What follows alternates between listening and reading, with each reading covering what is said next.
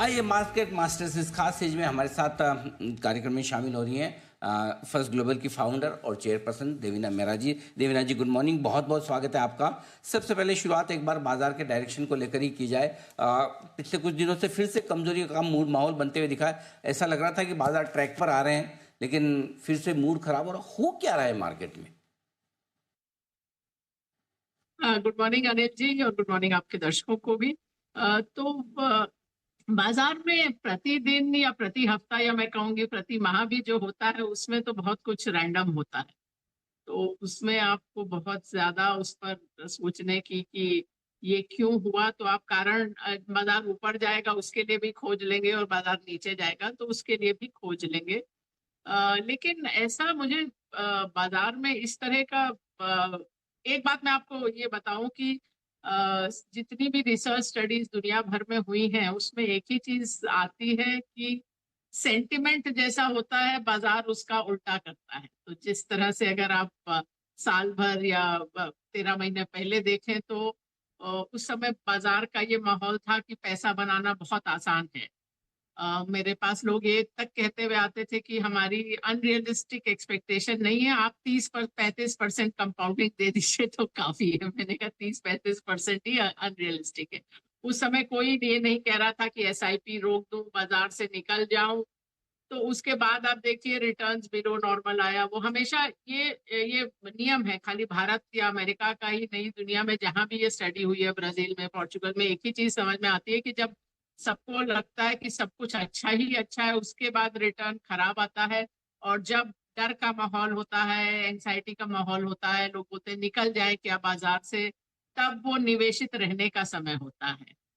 तो ये प्रश्न ही आता है तो वो उसका मतलब है कि आप निवेशित रहिए। और मैं हमेशा ये भी कहती हूँ कि आपका जो 100% निवेश है वो खाली स्टॉक मार्केट में या इक्विटी में नहीं होना चाहिए, चाहे वो डायरेक्ट इक्विटी और इक्विटी म्यूचुअल फंड वगैरह पीएमएस सब मिलाकर भी पूरा का पूरा इक्विटी में नहीं होना चाहिए। इक्विटी में आपको ये नहीं मालूम रहता कि अगले 1 2 3 साल में कितना रिटर्न आएगा, तो वहां वही पैसा लगाइए जो आपको 8 10 साल तक नहीं चाहिए।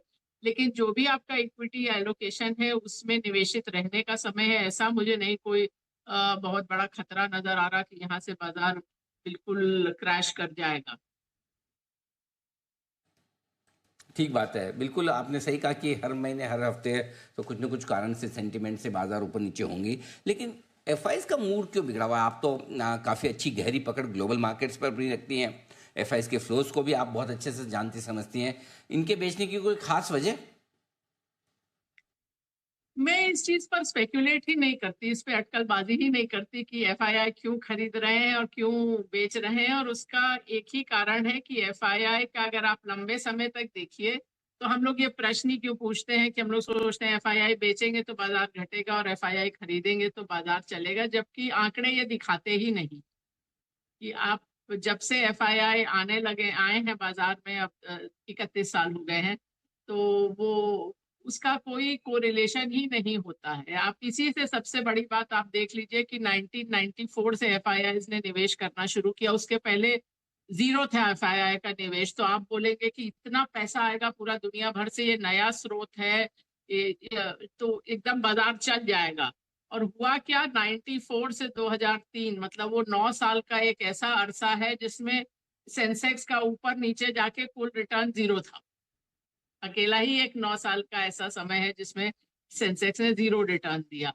तो ये चीज तो, और अगर आप एक एक माह भी करके देखें तब भी कोरिलेशन नहीं आता है। तो इसलिए उस पर बहुत ज्यादा समय मेरे हिसाब से तो नष्ट करना होता है।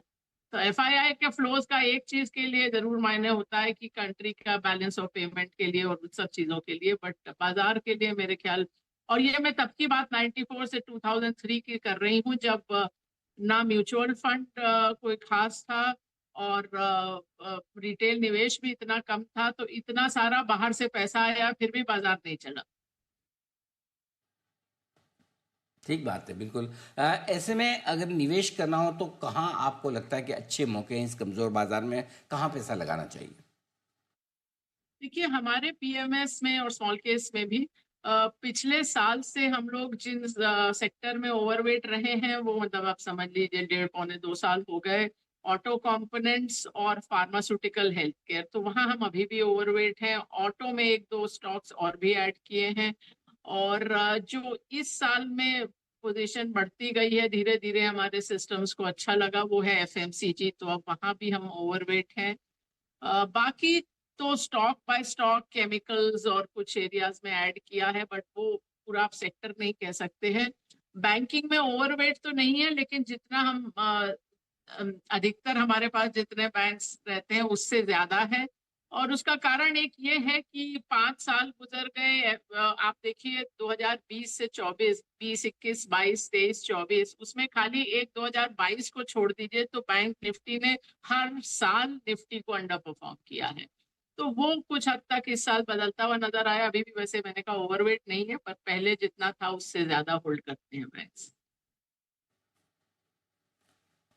ठीक बात है। तो निवेश के लिए ऑटो फार्मा हेल्थ केयर ये ज़्यादा बेहतर सेक्टर है जहाँ पर आप पैसा लगा सकते हैं। देवेंद्र जी बहुत बहुत धन्यवाद आपका, आपने समय दिया बाजार के डायरेक्शन पर और इन्वेस्टमेंट के मौक़ों पर आपने हमारे दर्शकों को राय दी। थैंक यू सो मच, बहुत बहुत शुक्रिया आपका।